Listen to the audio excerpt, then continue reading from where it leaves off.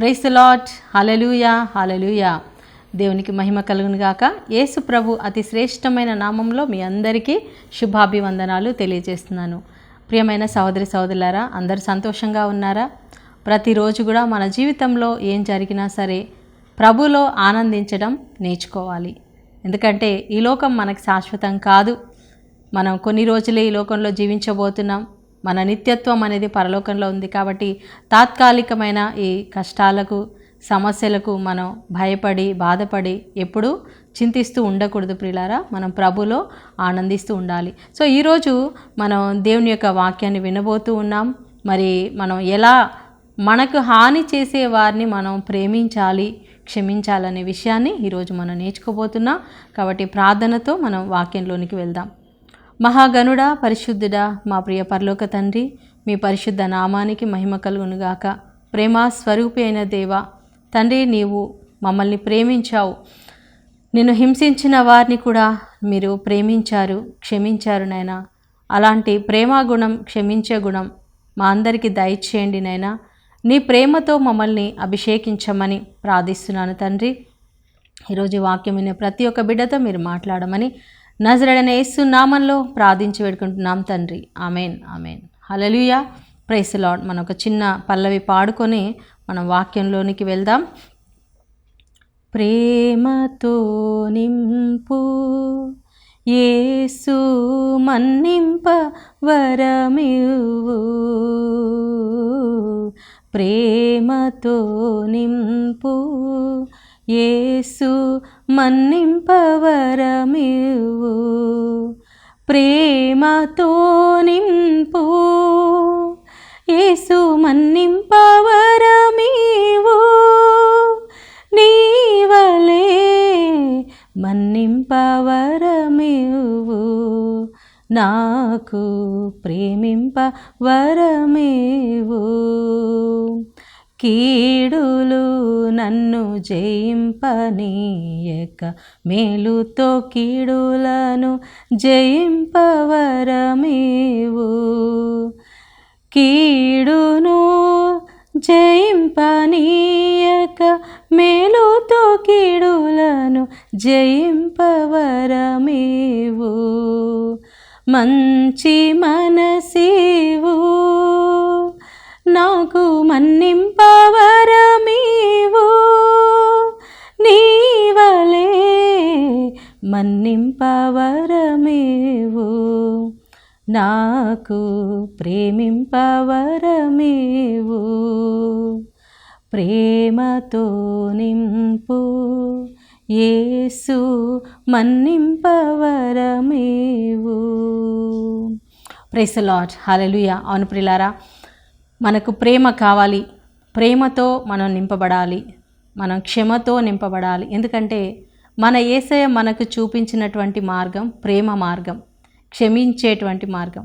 ఒకవేళ ఆయన మనల్ని ప్రేమించకపోతే, మనల్ని క్షమించకపోతే ఈరోజు మనం ఇలా ఉండేవాళ్ళం కాదు. ఈ లోకంలో కలిసిపోయేవాళ్ళం, లేదా దేవుని యొక్క క్షమాపణ లేకపోతే దేవుని యొక్క ఉగ్రతకు మనం లోనయ్యేవాళ్ళం, నరక పాత్రులంగా మారేవాళ్ళం. కానీ దేవుడు తన అపారమైన కృప మన మీద చూపిస్తూ, కరుణను చూపిస్తూ మనల్ని క్షమించాడు. ప్రియమైన సహోదరి సహోదరులారా, పాత నిబంధనలో క్షమించడంలో ఫస్ట్ మార్క్ మనం ఎవరికి వేయొచ్చు అని చూస్తే దావీదు మహారాజు.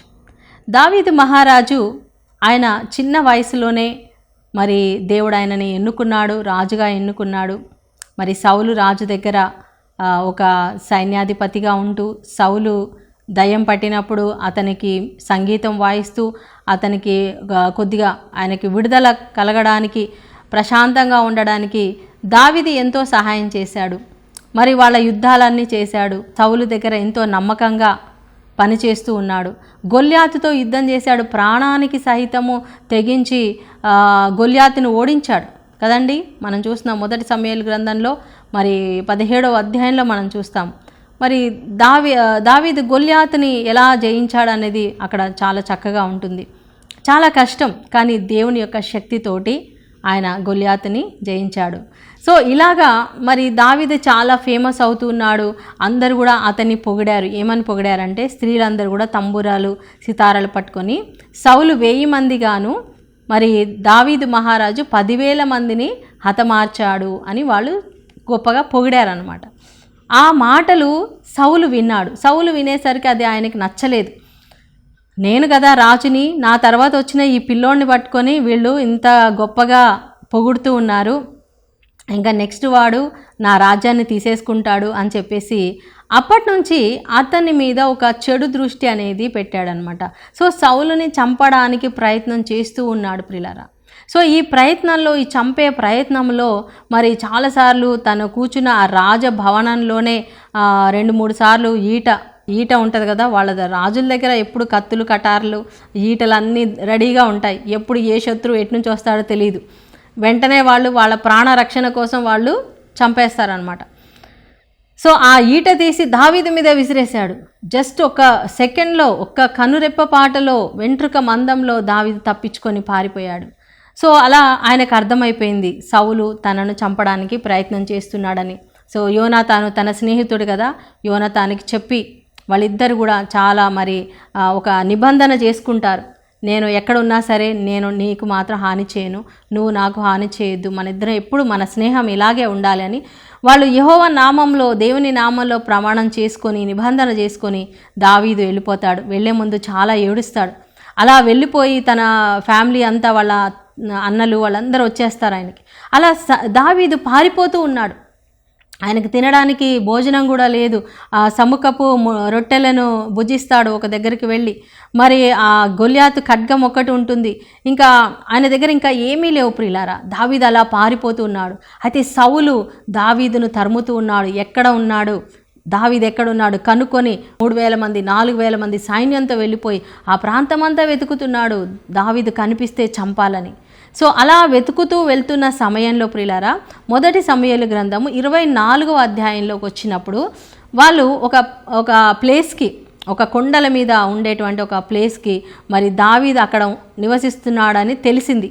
తెలియగానే ఈ యొక్క సౌలు 3,000 మంది సైన్యాన్ని తీసుకొని వచ్చేసాడండి దావీదుని చంపడానికి. చూడండి, దావీదు సౌలుకి ఎంతో మేలు చేశాడు.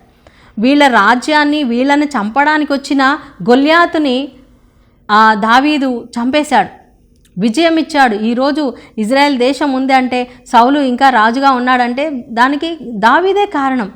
అలాంటిది దావీదు ఏమాత్రం కూడా చిన్న హాని కూడా చేయలేదు. అలాంటి మరి తన కుమారుడు వయసులో ఉన్నటువంటి ఆ చిన్న అబ్బాయిని చంపడానికి సౌలు పరిగెడుతూ ఉన్నాడు ప్రియులారా. అప్పుడు దేవుడు ఏం చేశాడంటే, సౌలు ఒక గుహలోకి వెళ్తాడనమాట. ఏదో పని మీద ఆయన లోపలికి వెళ్తాడు. వెళ్ళేసరికి మరి దావీదు తర్వాత తన సైన్యం అంతా కూడా ఆ గుహ లోపల ఉంటారనమాట. సో అక్కడ ఉన్నటువంటి అభిషేక్ తన సైన్యాధిపతి దావీదుతో చెప్తాడు, రాజా అంటే ఈయన ఇంకా రాజు కాలేదు, దావీదు మరి ఇతన్ని మనం చంపేసేద్దాం, ఒక్క పోటుతో ఆయనను చంపేసేయచ్చు అని అంటే, అప్పుడు దావీదు ఒక అద్భుతమైన మాట పలుకుతాడు ప్రియులారా. హల్లెలూయా. ఆయన ఏం పలుకుతాడంటే, యెహోవా యావే అభిషేకించిన వానిని నేను ముట్టకూడదు. దేవుడు ఎవరినైతే అభిషేకించాడో ఆ వ్యక్తిని మనం ముట్టుకోవడం అంటే చంపేసి అతనికి ఏదైనా హాని చేస్తే దేవుని సన్నిధిలో మనం నిర్దోషులుగా మనం తీర్చబడతామా? దేవుడు మనల్ని దోషులుగా ఎంచుతాడు కదా. ఆ పని నేను చేయకుందునుగాక, నేను ఆ పని చేయకుండా దేవుడు నన్ను ఆపునుగాక అంటే దావీదుకి ఎంత దైవ భయం ఉంది చూడండి ప్రియులారా. దేవుడు అభిషేకించిన వాణిని. ఈరోజు ఎంతోమంది దేవుడు అభిషేకించినటువంటి దైవ సేవకులను, అది గురువులు కావచ్చు, మరి పెద్ద పొజిషన్లో ఉన్న దైవజనులు, గురువులు కావచ్చు, సిస్టర్స్ కావచ్చు, ఉపదేశాలు కావచ్చు, లేదా మాలాంటి సువార్థికులు కావచ్చు, దేవుని సేవ, చిన్న సేవ చేస్తున్న వాళ్ళైనా సరే దేవుడు వాళ్ళని ప్రత్యేకంగా అభిషేకించి వాళ్ళను ఒక పని కోసము ఎన్నుకున్నాడు. దేవుడు వాళ్ళని వాడుకుంటున్నాడు. అయితే వాళ్ళకి హాని చేయాలని మాట ద్వారా కానీ, క్రియ ద్వారా కానీ, ఇంకా ఏ విధంగానైనా సరే సేవకులని మనము కనుక వాళ్ళకి హాని చేస్తే, చూడండి సౌలు ఏమన్నా మంచివాడు కాదు. ఆయన దేవుని మాటే వినట్లేదు, దేవునికి వ్యతిరేకంగా వెళ్తున్నాడు. దేవుడు అతన్ని తృణీకరించాడు, నువ్వు రాజుగా ఉండడానికి వీల్లేదని దావీదుని అభిషేకించాడు. మరి అలాంటిది తప్పు చేస్తున్నాడు కదా దేవా, సౌలు నీ మాట వినట్లేదు, నీ ఆజ్ఞలు పాటించట్లేదు, అలాంటి వాడిని చంపేస్తే ఏంటి నష్టం అని మనకు అనిపించవచ్చు. కానీ అతను తప్పు చేసినా, అతను ఏ ద్రోహం చేసినా, దావీదుని చంపడానికే ఆయన వచ్చినా సరే దేవుడే శిక్షించాలి, కానీ నేను మాత్రం శిక్షించను. దావీదు అంటాడు, అతను ఏదో ఒక యుద్ధంలోనో శత్రువు చేతనో ఆయన మరణిస్తాడు, ఏదో విధంగా మరణిస్తాడు, దేవుడే అతన్ని చంపుతాడు, కానీ నేను మాత్రం అతన్ని చంపను. హల్లెలూయా. ఎంత ఒక మనస్సాక్షి, ఎంత మంచి మనస్సాక్షి అంటే దేవుడు అభిషేకించిన వ్యక్తి, దేవుడి యొక్క అభిషేకం ఆయనలో ఉంది, పరిశుద్ధాత్మ అభిషేకం ఆయనలో ఉంది, కాబట్టి నేను అతన్ని ముట్టుకుంటే నేను దేవుణ్ణి ముట్టుకున్నట్టే అవుతుంది అని ఆయన ఏం చేశాడంటే, నేను నిన్ను చంపలేదు రాజా, నేను నీ దగ్గరకు వచ్చాను, కానీ నిన్ను చంపే అవకాశం నాకు దొరికింది, నాతో ఉన్నవాళ్ళు కూడా చెప్పారు చంపమని, కానీ నేను యెహోవాకు భయపడి, యావే ప్రభువుకు భయపడి నేను చంపలేదని గుర్తు చెప్పడానికి ఆయన ఆయన ఆయన యొక్క షాల్, అది ఆయన ధరించుకున్న వస్త్రాన్ని చివరిన కొంచెం కత్తిరిస్తాడనమాట. కట్ చేసుకొని దూరంగా వెళ్తాడు. దూరంగా వెళ్ళి అక్కడ నిలబడి మరి ఆయన చెప్తా ఉంటాడు, రాజా, సౌలు రాజా చూడండి నా తండ్రి అని పిలిచి చెప్తా ఉంటాడు, ఇదిగో నేను నీ దగ్గరకు వచ్చాను, నిన్ను చంపే అవకాశం కూడా నాకు దొరికింది, కానీ నేను నిన్ను చంపలేదు, ఎందుకంటే యెహోవా అభిషేకించిన వానిని నేను ముట్టకూడదు అని చెప్పి, రాజా నేను నిన్ను చంపలేదు, మరి దేవుడు నీకు నాకు మధ్యవర్తిగా ఉండి ఆయనే న్యాయం తీర్చునుగాక, నాకు దేవుడే న్యాయం తీరుస్తాడు, దేవుడే పగ తీరుస్తాడు, నేను మాత్రం పగ తీర్చుకోను, నేను మాత్రం ఏ హాని నీకు చేయను, నన్ను ఎందుకు ఇలా మీరు తరుముతున్నారు, నేను ఒక చిన్న ఒక నల్లి లాంటి వాడిని, చాలా చిన్నవాడిని, అలాంటి నన్ను మీరు తరమడం ఏమన్నా బాగుందా, మీరు ఒక పెద్ద రాజు కదా, మీరు ఏంటి నన్ను తరమడం ఏంటి అనేసి ఆయన అలా మాట్లాడేసరికి ప్రియులారా 20వ వచనం నుండి మనం చూసినట్లయితే మరి సౌలు కొద్దిగా ఆయనకి రియలైజేషన్ అవుతుందన్నమాట, ఏంటి మాట్లాడేది సౌలేనా, నాయనా నువ్వేనా అనేసి అప్పుడు ఏడుస్తూ ఉంటాడు. అంటే సౌలుది ఒక డిఫరెంట్ క్యారెక్టర్ అండి, ఒక ప్రత్యేకమైన క్యారెక్టర్. అంటే తన స్వభావం ఎట్లా అంటే అప్పుడే పశ్చాత్తాపపడతాడు, అప్పుడే మళ్ళీ తప్పు చేస్తాడు, అప్పుడే కోపడతాడు, అప్పుడే మళ్ళీ కోపం తగ్గిపోతుంది. అలా అంటే ఒక స్థిరత్వం లేనటువంటి వ్యక్తి అనమాట సౌలు.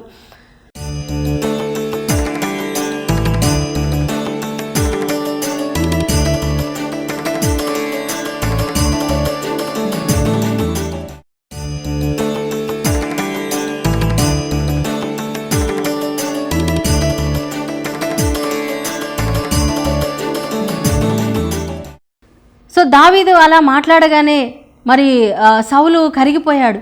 అయ్యో నాయనా, నేను చాలా తప్పు చేశాను, నేను పాపం చేశాను, నేను నీకు అపకారం చేస్తే నువ్వు నాకు ఉపకారం చేశావు, దేవుడు నిన్ను మరి నీకు మంచి అవకాశం ఇచ్చాడు, నన్ను నీ చేతికి అప్పగించినా కూడా నువ్వు నన్ను చంపకుండా, అంటే శత్రువు చేతికి చిక్కినా కూడా ఆ శత్రువుని చంపకుండా వదిలిపెట్టావు కదా, దేవుడు నిన్ను దీవించునుగాక, నువ్వు తప్పకుండా రాజు అవుతావు అన్నాడు. చూడండి, శత్రువు అంటే ఈయన భయం ఏంటి, ఈయన రాజైపోతాడేమో, దావీదు రాజైపోతాడేమో అనే భయంతో అతను చంపాలనుకుంటున్నాడు. కానీ ఇప్పుడు ఆయనకు తెలుసు, నువ్వు తప్పకుండా రాజు అవుతావు, దేవుడు నిన్ను రాజుగా చేస్తాడు, నీ రాజ్యం స్థిరపరుస్తాడు, మరి దేవుడు నీ యొక్క వంశాన్ని ఆయన దీవిస్తాడు అని నాకు తెలియను అని అంటున్నాడు. కానీ అప్పటికప్పుడే అనమాట, అప్పుడే మార్పు వచ్చింది. మళ్ళీ నెక్స్ట్ డే మళ్ళీ బయలుదేరాడు. సో దావీదు వెళ్ళిపోతాడు. సరే సౌలు రాజా నన్ను తరమొద్దు అని చెప్పేసి ఆయన వెళ్ళిపోతాడు.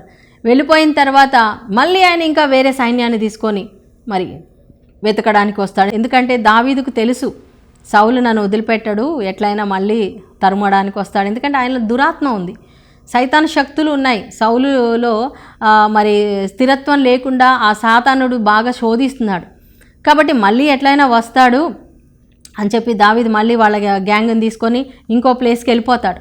26వ అధ్యాయానికి వచ్చేస్తే ప్రియులారా, మరి అక్కడ కూడా ఒక ప్రాంతంలో ఒక గుహలో ఈ సౌలు సైన్యం అంతా కూడా వస్తారనమాట. వచ్చి వాళ్ళంతా అక్కడ నిద్రపోతూ ఉంటారు. అబ్నేరు, ఇంకా ఆయన సైన్యాధిపతి, మెయిన్గా ముఖ్యంగా ఉన్నటువంటి సైన్యాధిపతి ఉంటాడు అబ్నేరు, ఇంకా తనతో పాటు ఇంకా చాలామంది సైనికులు అందరూ కూడా అక్కడ నిద్రపోతూ ఉంటారు. సౌలు నిద్రపోతుంటాడు, పక్కనే ఒక విల్లు అంటే ఒక బాణం ఉంటుంది, ఒక నీళ్ళ కుండ కూడా ఉంటుందన్నమాట. సో దావీదు వస్తాడు, దావీదు అడుగుతాడు నాతో ఎవరు వస్తారు అనేసి. అంటే అప్పుడు ఒక ఆయన తనతో పాటు ఒక మనిషి వస్తాడనమాట దావీదుతో పాటు. ఈ యొక్క గుహలోనికి వచ్చేస్తారు. వీళ్ళందరూ నిద్రపోతున్నారు. యాక్చువల్గా అయితే అబ్నేరు సౌలుని కాపాడాలి, కావలి ఉండాలంటే రాజుగారు నిద్రపోతుంటే అందరూ నిద్రపోకూడదు, వీళ్ళు రాజుకి కాపలా ఉండాలి. కానీ అబ్నేరు ఏం చేస్తున్నాడు? నిద్రపోతున్నాడు. కానీ దేవుడు అక్కడ వాళ్ళకి గాఢ నిద్ర కలిగించాడు. హల్లెలూయా. ఎందుకంటే ఎవరైనా వస్తే అలజడి వస్తుంది కదా, కొంచెం అన్న శత్రువులు ముందే వాళ్ళు శత్రువుని తరుముతూ ఉన్నారు, దావీదుని తరుముతూ ఉన్నారు. వీళ్ళకైతే వాళ్ళే మనల్ని చంపేస్తారేమో అనే భయం కూడా ఉండాలి కదా. కానీ వాళ్ళందరూ నిద్రపోతున్నారు. మరి దేవుడు కూడా వాళ్ళకి నిద్ర కలిగించాడు. అప్పుడు దావీదు లోపలికి వచ్చాడు. దావీదుతో ఉన్నటువంటి ఆ వ్యక్తి చెప్తాడనమాట, అభిషై అనేటువంటి వ్యక్తి, ఒక్కటే ఒక పోటు, రాజా ఒక్కసారి దావీదు గారా నాకు చిన్న పర్మిషన్ ఇవ్వండి, ఒక్క పోటుతో ఇంక రెండో దెబ్బొద్దు, ఒక్క దెబ్బతో వీడిని ఖతం చేస్తాను, చంపేస్తాను అనేసి మరి ఆయన దావీదుని అడిగినప్పుడు దావీదు చెప్తాడు, లేదు లేదు అతన్ని చంపకూడదు, యెహోవా. మళ్ళీ అదే సేమ్ డైలాగ్, హల్లెలూయా, అదే మాట అనమాట. దావీదు మాత్రం ఎన్నిసార్లు, అరే నేను ఒకసారి పశ్చాత్తాపడ్డాడు కదా, ఒకసారి వదిలేశాను, మళ్ళీ వచ్చాడు, మళ్ళీ నన్ను చంపడానికి వచ్చాడు, అసలు వీడిని చంపేసేయాలనే అంత కోపం మనకి రావాలి, దావీదుకి రావాలి.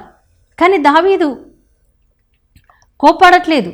నేను చంపను ఇతన్ని, దేవుడే చంపాలి, చంపితే దేవుడే చంపాలి, కానీ నేను మాత్రం దేవుడు అభిషేకించినటువంటి మనిషిని నేను చంపను, దేవుడు అభిషేకించిన వాడిని నేను ముట్టుకోను అని చెప్పేసి అక్కడ ఉన్న ఆ యొక్క బాణమును తర్వాత ఆ నీళ్ళ బుడ్డిని మాత్రం తీసుకొని వెళ్ళిపోతాడు. చాలా దూరంగా వెళ్ళిపోయిన తర్వాత అక్కడి నుంచి కేక వేస్తాడు, అబ్నేరు నువ్వేం చేస్తున్నావు? నీ రాజుని నువ్వు కాపాడాలి కదా, మెలకువతో ఉండి రాజుకి కావలి ఉండాలి, అలాంటిది నువ్వే నిద్రపోతున్నావు, నువ్వు శిక్షకు పాత్రుడవు అని అంటే, అప్పుడు దావీదు మాట విని సౌలు మళ్ళీ, నాయనా ఇది దావీదు స్వరమేనా అనేసి మళ్ళీ మాట్లాడతాడు సౌలు. అవును నాయన తండ్రి, నేను దావీదునే మాట్లాడుతున్నాను, ఇదిగో నువ్వెందుకు నన్ను ఇలా తరుముతున్నావు, నేనేం హాని చేశాను నీకు నేనేం నష్టం చేశాను, ఇదిగో దేవుడు నిన్ను నాకు అప్పగించాడు, నేను నీ దగ్గరకు వచ్చాను, నేను ఒక్క క్షణంలో నిన్ను చంపేయచ్చు, కానీ నేను యెహోవా చేత అభిషేకించబడిన వానిని నేను చంపను అని నేను నిర్ణయం చేసుకున్నాను. అందుకే నేను గుర్తుగా ఇదిగో నీ బాణము, ఈ నీళ్ళ కుండ నేను తీసుకొచ్చాను చూడండి అని చెప్పి పనివాడిని పంపించు, నేను ఈ బాణం ఇచ్చేస్తాను అంటే ఇది వాళ్ళ బాణమా లేదా అని కూడా తెలియాలి కదా. సో పనివాడు వెళ్ళి ఆ బాణం తీసుకొస్తే, అవును ఈ బాణం నాదే, నా దగ్గరున్న బాణం మాయమైపోయింది, ఎక్కడ పోయింది అంటే దావీదు వచ్చాడు తీసుకెళ్ళాడు. అంటే చావు దగ్గరకు వచ్చింది. దావీదుని తరుముతున్నటువంటి ఆ యొక్క సౌలు మరి దావీదు చేతికి చిక్కినప్పుడు ఖచ్చితంగా ఆ ప్లేస్లో సౌలు కనుక ఉన్నట్లయితే సౌలు చంపేసేవాడే దావీదుని. కానీ దావీదు అలా చేయలేదండి. దావీదు ఎంతో ప్రేమ కలిగినటువంటి, అంటే ఆయన కంప్లీట్గా దేవుని యొక్క ఆధీనంలో ఉంటాడు. ఏ స్టెప్ వేయాలన్నా, ఏ నిర్ణయం తీసుకోవాలన్నా దావీదు దేవుణ్ణి అడుగుతాడు, ప్రభా నేను ఇలా చేయనా, నేను యుద్ధానికి వెళ్ళాలి, యుద్ధానికి వెళ్ళనా వద్దా, నాకు జయం వస్తుందా రాదా. అసలు ఆయన చరిత్ర మొత్తం చదువుతుంటే అండి, 1 సమూయేలు గ్రంథం, 2 సమూయేలు గ్రంథం దయచేసి మీరందరూ చదవండి. దావీదు గురించి మనం తెలుసుకోవాలి, దావీదు యొక్క గుణ లక్షణాలు. ఎందుకంటే మన యేసు ప్రభు ఎవరి కుమారుడని పిలువబడ్డాడండి? దావీదు కుమారుడా కదండి. చక్కటి పాట కూడా మనం పాడుతూ ఉంటాం కదా, దావీదు కుమార యేసయ్యా నన్ను కరుణించయ్యా, ఒక మాటైనా చాలును దేవా, స్వస్థత పొందెదను, నేను స్వస్థత పొందెదను. దావీదు కుమారా ఆ గుడ్డివాడు ప్రార్థించాడు, నజరేయుడా నన్ను కరుణించు. ఈ దావీదు కుమారుడా అని ఎందుకు పిలువబడ్డాడు? ఎందుకంటే దావీదు నా హృదయానుసారి అని దేవుడు ఆయనని మెచ్చుకున్నాడు. దావీదు దేవుని హృదయములో ఉన్నటువంటి ఆ స్వభావము, అదే స్వభావం దావీదు కూడా కలిగి ఉన్నాడు. దేవుని యొక్క మనసులో ఏ ఆలోచన ఉందో అదే ఆలోచన దావీదు కూడా కలిగి ఉన్నాడు ప్రియులారా. అందుకే దేవుడు ఆయనకు ఒక బిరుదు ఇచ్చాడు, నువ్వు నా హృదయానుసారివి. హల్లెలూయా, ప్రైజ్ ది లార్డ్. సో కాబట్టి దావీదు యొక్క మనస్తత్వం ఏంటంటే క్షమించే మనస్తత్వం, శత్రువును కూడా క్షమిస్తాడనమాట. సో అప్పుడు సౌలు చెప్తాడు, నాయనా ఇంకా నేను నిన్ను తరుమను అని చెప్పేసి మాట ఇస్తాడు. నా కుటుంబాన్ని నువ్వు కాపాడతావా, నా వంశాన్ని ఎవరిని కూడా నువ్వు చంపకుండా, హాని చేయకుండా కాపాడుతావా, నువ్వు తప్పకుండా రాజు అవుతావు, నువ్వు రాజు అయిన తర్వాత నా కుటుంబాన్ని దయచేసి కాపాడు, ఎవరిని కూడా మరి నాకు వంశంలో ఎవరు లేకుండా చేయొద్దు. ఎందుకంటే ఆ రోజుల్లో ఎట్లా ఉండేదంటే ప్రియులారా, ఇప్పుడు ఒక రాజు ఇంకొక రాజుని జయించాడు అనుకోండి, ఆ రాజ్యంలో ఉన్నటువంటి ఆ రాజు కుటుంబంలో ఉన్నటువంటి అందరినీ చంపేస్తారు, మగపిల్లలు అందరినీ చంపేస్తారు. ఎందుకంటే రేపటి రోజు వాళ్ళు ఎవరైనా ఒక్కళ్ళన్నా మిగిలినా వాళ్ళు మళ్ళీ వాళ్ళు సైన్యాన్ని పెంచుకొని వాళ్ళు రాజు అయ్యి మళ్ళీ వాళ్ళ రాజ్యాన్ని వాళ్ళు చేజిక్కించుకుంటారనమాట. కాబట్టి శేషాన్ని లేకుండా అందరినీ చంపేస్తారనమాట. కాబట్టి ఒకవేళ దావీదు రాజు అయితే మరి సౌలు కుటుంబం అందరినీ చంపేస్తాడో ఏమో అని చెప్పేసి ముందుగానే వాగ్దానం తీసుకుంటున్నాడు, ప్రమాణం చేయించుకుంటున్నాడు, దయచేసి నా కుటుంబంలో అందరినీ చంపకుండా ఉంటావా అని అడుగుతాడు. నిజంగా ప్రియులారా, తర్వాత మనం చూసినట్లయితే దావీదు రాజు అయిన తర్వాత 2వ సమూయేలు గ్రంథంలో ఆయన రాజు అయిన తర్వాత అడుగుతాడనమాట, నేను సౌలు కుటుంబానికి దయ చూపించినట్లుగా ఆయన కుటుంబంలో ఇంకా ఎవరైనా ఉన్నారా అని అంటే ఎంక్వైరీ చేస్తే ఒక్క వ్యక్తి, ఆ వ్యక్తి కూడా కుంటివాడనమాట. మెఫీబోషెత్ అనేటువంటి ఒక వ్యక్తి యోనాతాను కుమారుడు అతను ఉన్నాడని తెలుసుకొని అతన్ని తన ఇంటికి పిలిపించి ఇంకా తన దగ్గరే పెట్టుకుంటాడనమాట. తన బల్ల నుంచే ఆయనకి భోజనము అంతా కూడా ఏర్పాటు చేస్తాడు, అతనికి రావాల్సిన ఆస్తిని అంతా కూడా ఇప్పిస్తాడు. ప్రియమైన సహోదరి సహోదరులారా, చూడండి, తనకు మేలు చేసినటువంటి వ్యక్తిని చంపాలని చూసిన సౌలు ఘోరమైన మరణించాడు.